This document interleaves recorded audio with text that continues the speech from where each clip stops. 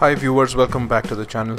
Today we are dealing with a mature intumescent cataract, and by now my main incision and the side ports have been made and the anterior capsule has been stained with trypan blue. The anterior chamber has been filled with 1.4% sodium hyaluronate to flatten the anterior convexity of this intumescent cataract, and now I am initiating the capsular Rhexis.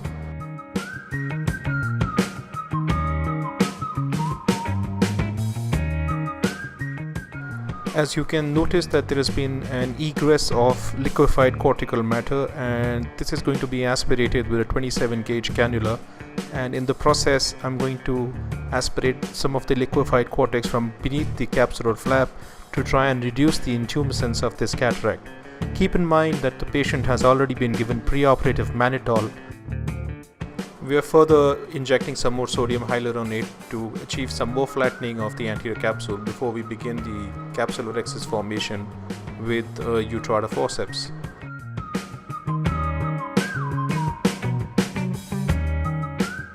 And now at the 9 o'clock position you can see a radial extension of the capsular Rhexis into the periphery.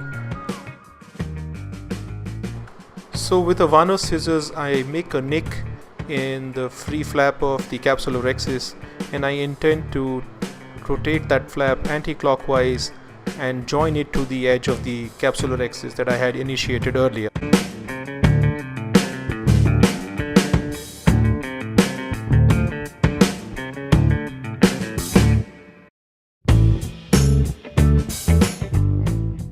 So intumescent cataracts generally rotate freely without the need of a hydrodissection procedure, as I just demonstrated. I'm concerned about how to prevent a posterior extension of the Rhexis runoff and prevent a dire complication such as a nucleus drop.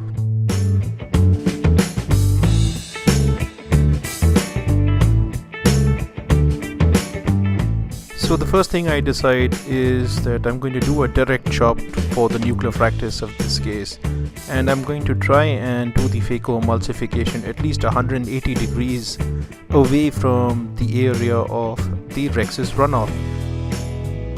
I'm going to try to deploy as soft hands as possible because I do not want to cause any inadvertent transmission of forces to the capsular edge that may cause it to extend posteriorly. So here I'm engaging the nuclear matter in my Phaco tip and bringing the chopper from the periphery towards the center, and I'm able to chop the first piece.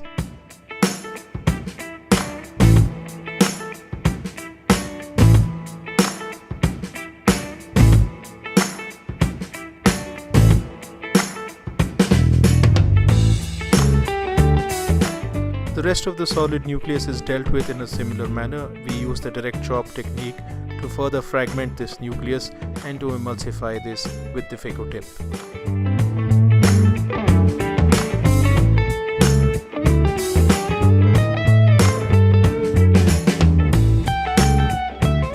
I'm using the Y manipulator to protect the posterior capsule, as we all know that in mature cataracts the posterior capsule is quite flimsy and it has a tendency to trampoline upwards towards the Phaco tip. So it's a good idea to keep a blunt instrument to protect the posterior capsule from being hit by the Phaco tip during the emulsification procedure.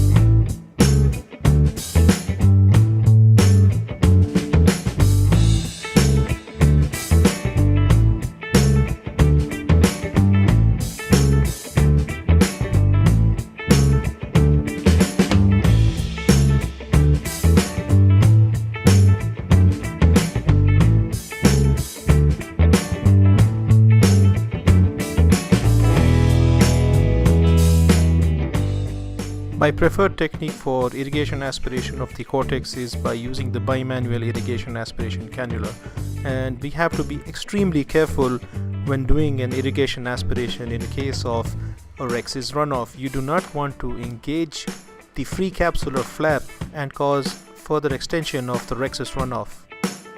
When I engage the cortex near the area of the Rhexis extension, you'll notice that I make tangential maneuvers to aspirate the cortex rather than making centripetal ones.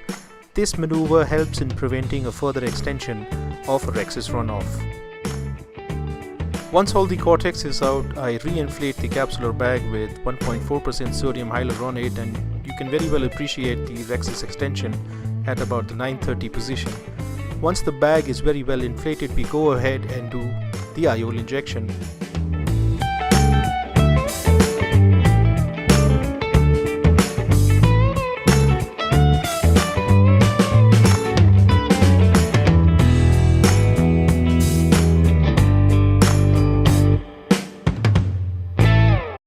So with the Y dialer, we've now finally fixed the position of the IOL within the bag, and we've maneuvered it so that the haptics are lying roughly 90 degrees away from the place of the Rhexis extension. Whilst aspirating the viscoelastic substance from the anterior chamber, I'm ensuring that the aspiration cannula does not engage the free flap of the Rhexis extension, and I try and remove all of the viscoelastic from in front and from behind the IOL.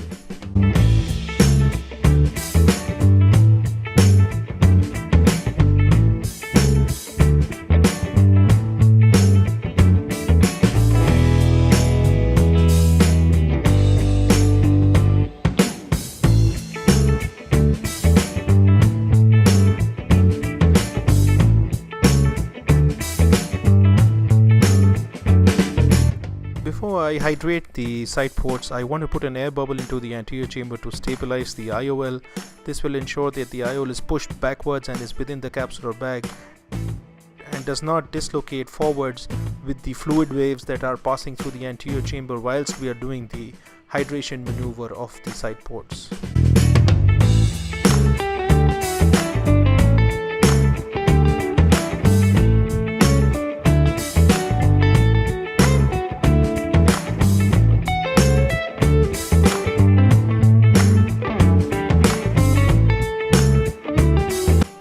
In the early post-operative period, the patient had an uncorrected vision of 6/18. On retroillumination, you can see that the IOL is very well centered and stable, and you can appreciate the Rhexis extension and a few defolds at the level of the test maze membrane, which eventually cleared off in the subsequent follow-ups. Thanks for watching this video. I'll see you in the next one.